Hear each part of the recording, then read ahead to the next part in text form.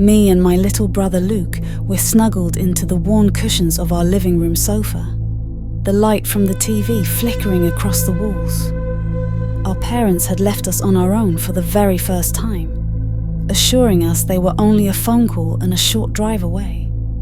But for two kids with an entire evening to ourselves, their absence was an exciting taste of rebellious freedom. We were in the middle of our third episode of some old-school horror series, gleefully soaking in the eerie sounds and chilling scenarios when the noises began.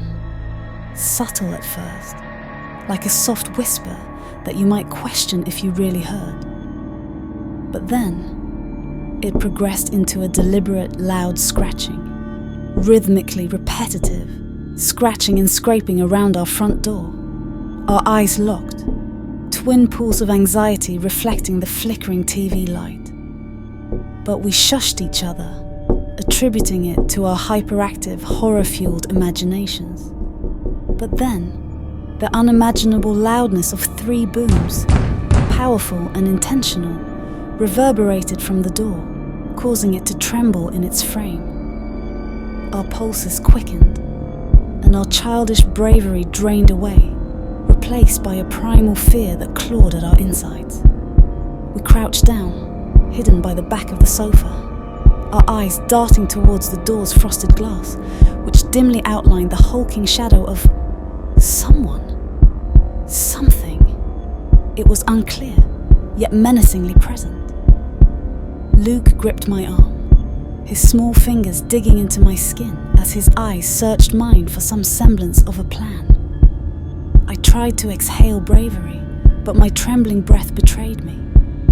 Silence reigned, momentarily soothing our fears, until with stark, calculated precision, the knocks came again, now at the back door, heavier, angrier.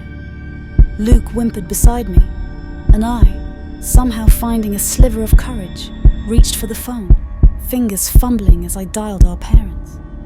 "They're trying to get in," I whispered hoarsely. "Please hurry."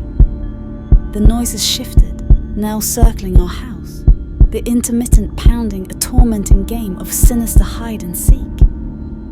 I clutched Luke close, my mind spiraling, imagining who, or what, was attempting to get in. And why? The knocks continued, irregular intervals of terror that shattered our resolve, each booming declaration a promise that our safe, familiar world was being invaded by an unimaginable horror. In the paralyzing grip of fear, we didn't register the sound of our parents' car, didn't register the hurried, worried calls that heralded their arrival. But when they burst through the door, faces pale, eyes wide with a reflective terror, we emerged from our hiding spot, trembling, tear-streaked, but alive. The aftermath was a blur.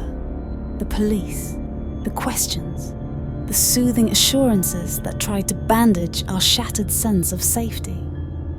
Yet in the light of day, the physical evidence was there. Unexplainable dents on the doors attested to our ordeal.